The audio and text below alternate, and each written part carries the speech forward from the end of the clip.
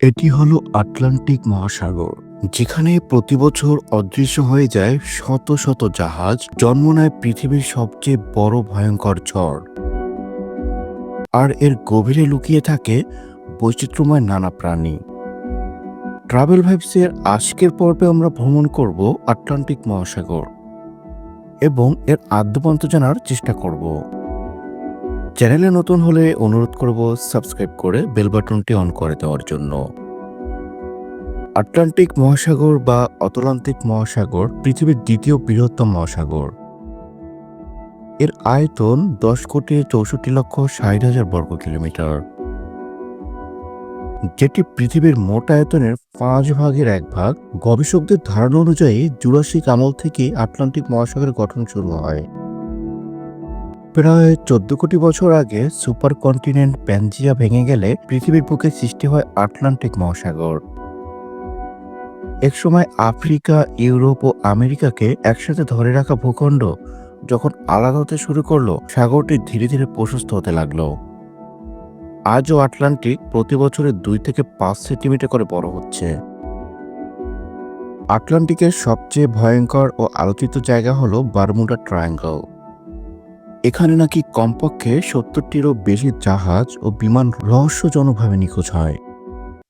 যদিও বিজ্ঞানীরা এর কারণ হিসেবে খারাপ আবহাওয়া, হঠাৎ বিশাল ঢেউ বা নেভিগেশন সমস্যার কথা বলেন, তবুও রহস্য আজও পুরোপুরি উন্মোচিত হয়নি। এটি পৃথিবীর সবচেয়ে গুরুত্বপূর্ণ জীববৈচিত্র্যের ঘর।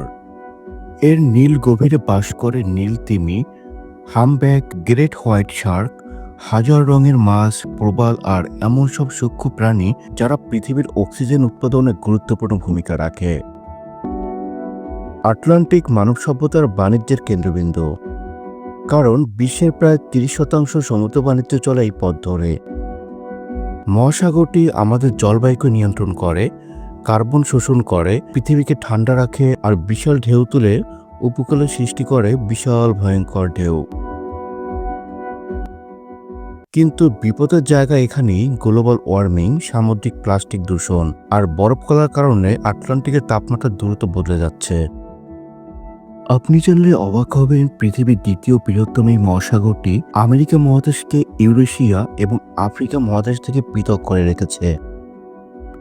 অনেকে মনে করেন আটলান্টিক মানে বরফ শীতল পানি, কিন্তু বিষয়টি একদমই ঠিক নয়। ঋতু ও অবস্থান ভেদে এখানকার পানি উষ্ণ থেকেও বরফে পরিণত হতে পারে। প্রতি বছর অক্টোবর থেকে জুন পর্যন্ত এই মহাসাগরের উত্তরাংশে প্রচণ্ড ঠান্ডা দেখা যায়।